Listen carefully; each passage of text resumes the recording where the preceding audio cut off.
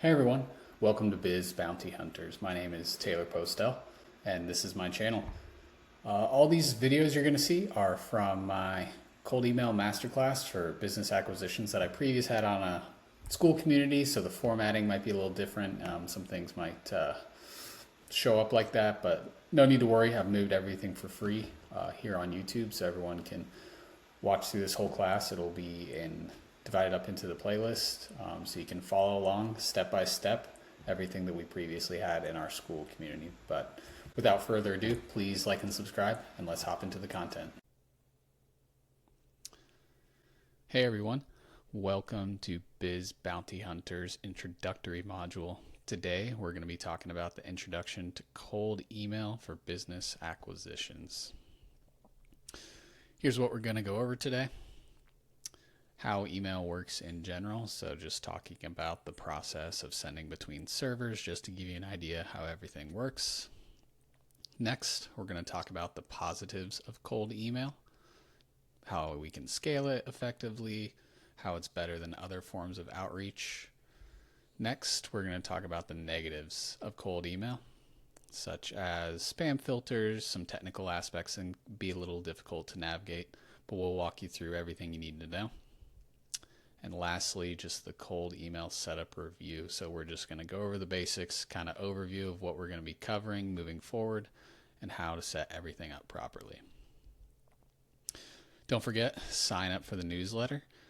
It'll provide important updates regarding the course, and the link is in the caption below.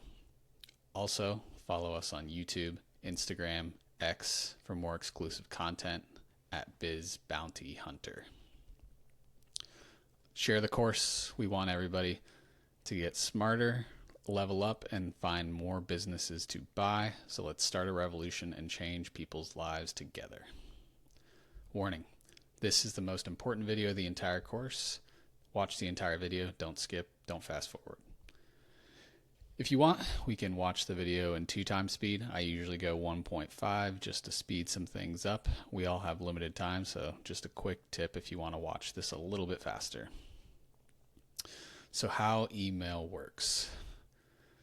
First of all, we're going to start with your domain. So this is your domain, your Gmail inbox. It will then send to other servers, the SMTP server and the domain DNS server as well. They will communicate with the proper settings like we're going to talk about, so they're able to navigate the spam filters and have best deliverability. Next, after that, it goes through a spam policy as well as their own domain server into the recipient's email server. So as you can see from the graphic, just a basic outline of how everything works. We're going to walk you through settings, everything you need to do to properly set up your email for maximum deliverability. Finally, the recipient inbox, where you get those great response rates, talk to business owners, and set seller meetings. And the positives of cold email. Cost effectiveness. So cold email can be effective with a few $100s, easily scaled.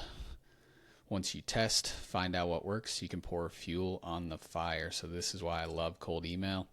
Once you figure out something that works, you can easily crank up the volume, put more data, and really ride that wave and get good seller responses. A and B testing. So unlike letters and other things, you can test infinitely.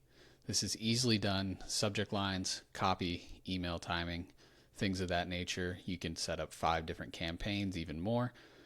Run them for a little bit, see what works, turn them off, turn them on, quickly change, don't burn through a lot of data. And then once you find one that works, you want to really focus on that and keep that campaign going. Targeting. You can go as broad or as niche as you want. The more targeted, the better, in my opinion. Once you go too broad, your email copy doesn't translate as well, so it's not as applicable.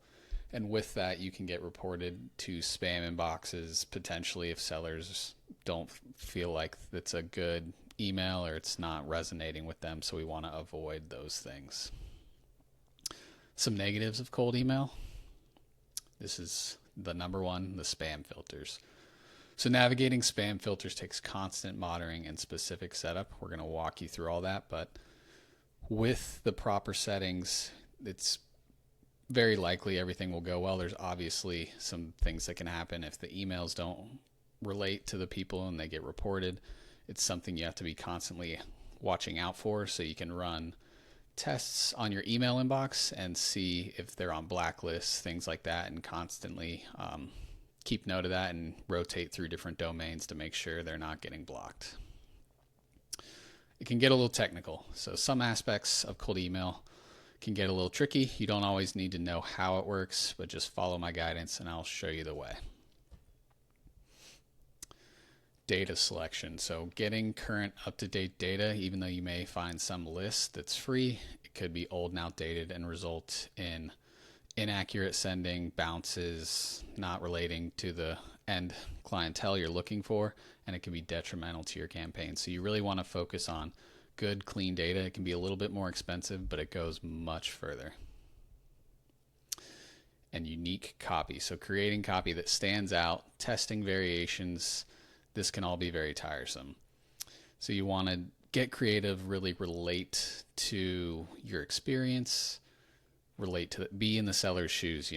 How would you respond to the email if you were the business owner? What value can you provide and help them with? So this takes a little bit of testing. You may not hit the stride right off the bat, but just keep trying, get creative, provide value. And we also have some AI tools that can be helpful, but don't go too overboard as it can sound robotic. And, we've all seen emails that seem AI generated. So the general overview for cold email. We're going to get you set up with a domain with proper settings, as that is key for deliverability. There will be specific steps, timing, so don't jump the gun, follow exactly what we say, and your domain age plays a factor. So the more domains you can buy up front, even if you're not using them, you want to sit on them, just let them get older, they will have better deliverability. Your inbox, so there's many choices out there, but Google and Microsoft are the biggest players with the best deliverability, and ideally sending a Google to Google, Microsoft to Microsoft is best, since they kind of, shake hands essentially and has optimal deliverability. We'll go through that. It's not necessary, but sticking to just Google or Microsoft as your inbox provider is the way I recommend. Next is your outreach software. This can come down to personal preference. Ultimately, it's just a tool for delivering your emails, with some having different features that may be important to you. So one I recommend, Woodpecker, especially for beginners. It has a decision tree where you can say if they open the email, it goes into a different flow, or if they don't open the email, the copy will be something different. Not many services have that. While Instantly, another service I use and recommend, you can send automated follow-ups if they do respond in a certain way. If you're like, hey, I have a video of tips on how to exit your business optimally, or that value you want to provide, if they do reply, you can automatically have it sent rather than you manually sending it over on your own. And then data. Having clean, targeted data will be crucial in your results. Sending emails to people that have no relevance can get you reported to spam, as I mentioned earlier. So Apollo is my source that I use for data. There's also some other lead scraping services we'll go through. Depending on your target market, it will be different. Apollo leans more heavily on LinkedIn data. So if they're not really on LinkedIn, it may not be the best bet, but we have several options for you. And then your copy, your messaging needs to be related to you and what you have to offer and are looking for. So personal experience, offering some expertise that you may have, having that extra value you can offer will really set you apart. And then AI can help brainstorm, but you really want to use it for brainstorming, tweak it, run it through multiple systems. ChatGPT, Claude is the best for copy, and Google, Gemini. Run it through all three, kind of refine and brainstorm, and then put your own personal touch on it. So in summary, efficiency. Email can be scaled quickly, cheaply, and efficiently while being very targeted. Compared to letters, you're manually sending them or paying someone to send them, very costly, and you don't really know what works till weeks, months down the line as you're getting responses. Where email, you can quickly see with open rates and response rates what's working and what's not. Technical complexity, it can be overwhelming with some technical aspects, but follow my principles to keep it simple. Setup, like I mentioned, getting the proper setup, following the instructions, the timing, everything like that, warming your domain, those are all critical, and this determines your success. Ignore perfection. So you want to kill the perfectionist inside of you. Take action and adapt as you go.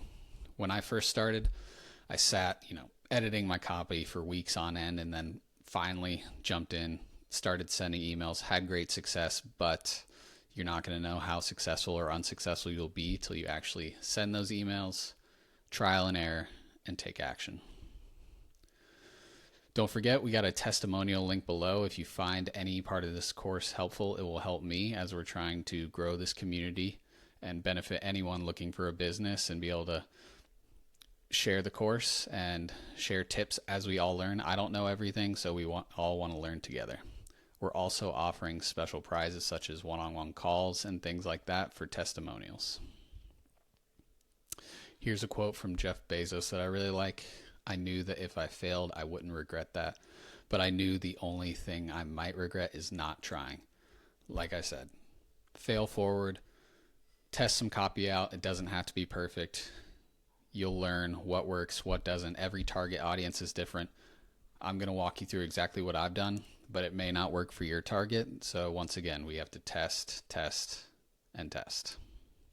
Get your hands dirty and take action. Hope you guys enjoyed that content. Please remember to like and subscribe, and we will see you on the next one. Thanks, guys. Peace.